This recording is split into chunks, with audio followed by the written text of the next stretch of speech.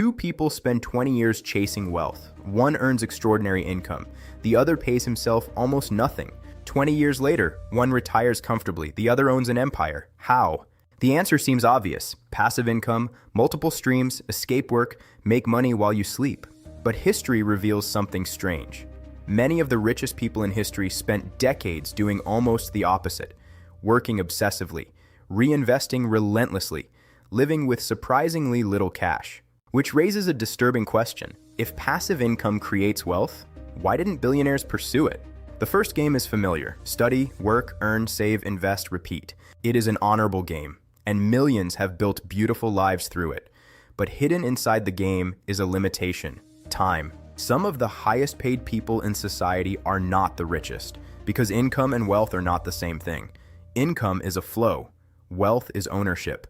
And ownership obeys entirely different mathematics. High income often creates a strange trap. Lifestyle expands, expenses expand, dependency expands. The rewards grow, but the machine remains fragile, because income stops when effort stops. Inside one building, everyone works, but not everyone owns, and ownership changes everything. Assets possess strange powers. Factories produce, software sells, brands attract customers, capital scales differently than labor, and capitalism rewards scale. The second game asks a different question. Not how much can I earn, but what can I own? Wall Street demanded profits. Jeff Bezos demanded scale. Investors wanted cash. Bezos wanted assets. Because scale compounds, and compounding creates wealth. Extraction feels rewarding, but extraction interrupts compounding. Builders often delay rewards, not because they hate money, but because capital compounds faster inside the machine. One of capitalism's strangest truths is this: cash flow and wealth are not the same thing. Some fortunes spend years looking poor because the owners keep feeding the machine. People think Rockefeller sold oil. He didn't. He built systems, pipelines, refineries, distribution, infrastructure. Products were merely the surface.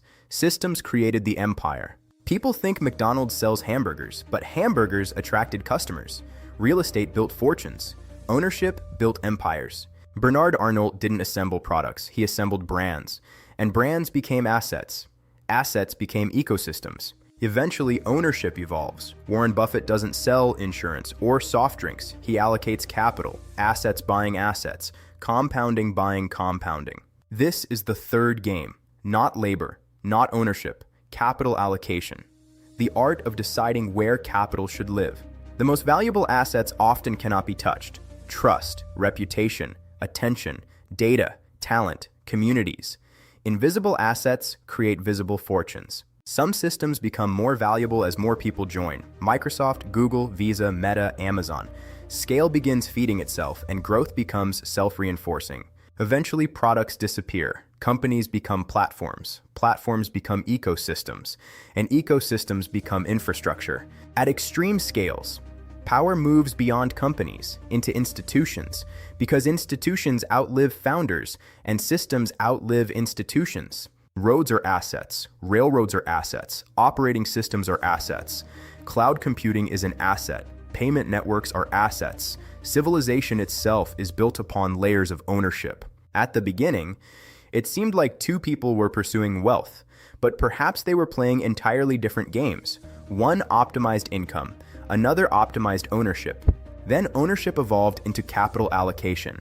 Capital allocation evolved into ecosystems, and ecosystems evolved into institutions.